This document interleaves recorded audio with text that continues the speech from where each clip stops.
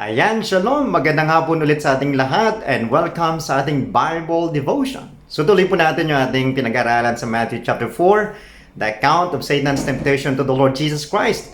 And yun, another practical message ang nais kong i-share sa inyo. And it's all about, huwag kang magpapatukso, lalo na sa dyablo.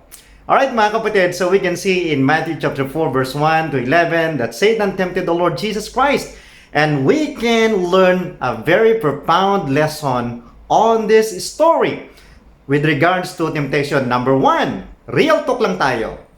Kung ang Panginoong Jesucristo ay tinukso ng dyablo, that means to say, you are not exempted. So one of these days, kung hindi ka pa natutukso, be ready. Kasi darating ang manunukso at sigurado tutuksoin ka niya. Kaya mag-ingat mga kapatid, mag-ready ka na habang maaga pa, nang sa ganun kapag dumating ang dyablo para tuksoin ka, hindi ka na magulat at hindi ka na ma-surprise sa panunukso na kanyang gagawin sa iyo. Amen? Pangalawa, walang pinipiling lugar at panahon ang tukso. Anywhere, anytime, pwedeng dumating si Satan para tuksuin ka. Now, could you still remember all these stories of temptation in the Bible? Let me give you some. Ang Panginoong Jesucristo, He was tempted in the wilderness. Si Adam, si Eve, they were tempted in the garden. It's a perfect place. Wala pa nga silang nagagawang kasalanan nung panahon na yon. Si Joseph the dreamer, he was tempted inside the house of his boss. At ito ang pinakamatindi. Asawa pa ng boss ni Joseph the dreamer ang nanunukso sa kanya, tinamanan ng magaling. Pangapat na example natin, si Judas. Abay, tinamanan, magaling disipulo na ng Panginoong Jesucristo pero natukso pa sa salapi. Isa pa nga halimbawa natin si King David. Aba, si David, ayun, nagpapahinga lang at nagre-relax sa terrace ng kanyang palace. And then suddenly, kanyang namatayan si Bathsheba at naliligo doon sa Gihon Spring. Aba, tinamaan ng sikat ng buwan, kumislap yung balikat. Aba, napalingon si David. At yun mga kapatid, natukso ang dakilang hari ng bayan ng Israel. So ano nangyari? At anong masasabi natin?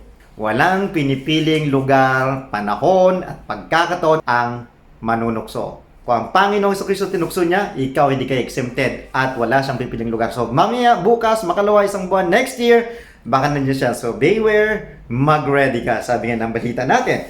At ikatlo, ito maganda to, tandaan din ninyo ito. Tutuksoin ka ng demonyo doon sa mga bagay na kahali-hali na sa iyo, doon sa mga bagay na may appetite sa iyo, tutuksoin ka niya doon sa mga bagay na dinidesire mo at doon sa mga bagay na kinakailangan mo. And makikita natin yung bagay na yan, yung mga level ng temptation nito na ginawa ni Satan sa Panginoong Jesucristo. Una, nukso niya ang Panginoong Jesucristo sa pamamagitan ng pagkain. Bakit?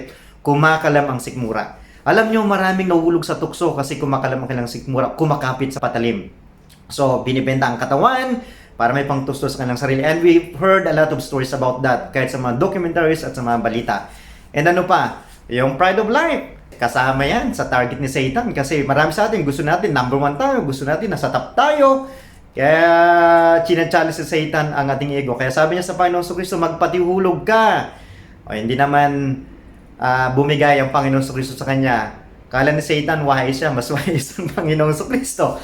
At ito yung matindi. At dito, marami talagang nahuhulog dito pag ito na yung binanatan ni taning ng tukso. Yung ating mga mata. Kasi ang ating mga mata, lahat nakikita, kung ano-ano mga nakikita. Lahat ng maganda, gusto natin, atin.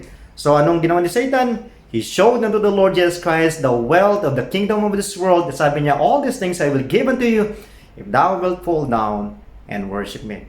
Pero, hindi niya natukso ang Panginoong Kristo. Di ba? So kaya mga kapatid, mag-ingat sa tukso. Huwag kang magpapatukso.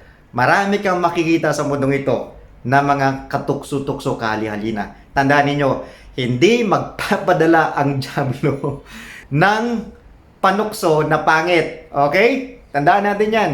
Hindi ka nga matutukso kapag pangit yung dadalhin nyo, ipapakita niya sa iyo. Kaya he's going to show you everything that is desirous, everything that is beautiful, everything that is lustful to the flesh. So kaya beware sa bagay na yan. So ito mga kapatid, panghuling bagay na iiwanan ko sa inyo. Kung natukso man ang unang Adam, Ang second Adam natin, which is the Lord Jesus Christ, He prevailed.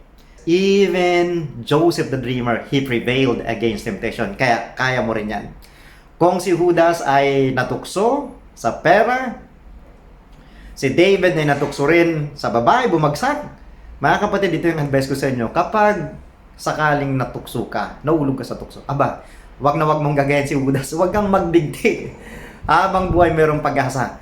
Bagos ang tularan mo, si David natukso, bumagsak, but he rise again, at inayos niya ang kanyang relasyon sa Panginoon sa Kristo. So tayo mga kapatid, we're human. Natukso man tayo, but God is always faithful and He is willing to forgive those who are willing to repent like David. So instead of becoming Judas, be like David. Huwag kang magbigti. Umayos ka. At last na lang ito, huling hirit. Kung may asawa ka na, matukso ka sa asawa mo lang. Huwag sa kung kani-kaninong babae, huwag sa kung kani-kaninong asawa, maging asawa ng kapitbahay mo, kaibigan mo. Be tempted to your wife or to your husband alone. Yala! Tunaramba. Alright, so thank you so much mga kapatid. Please, if you are blessed, kung kayo ay may napupulot sa ating mga Bible sharing, please kindly share.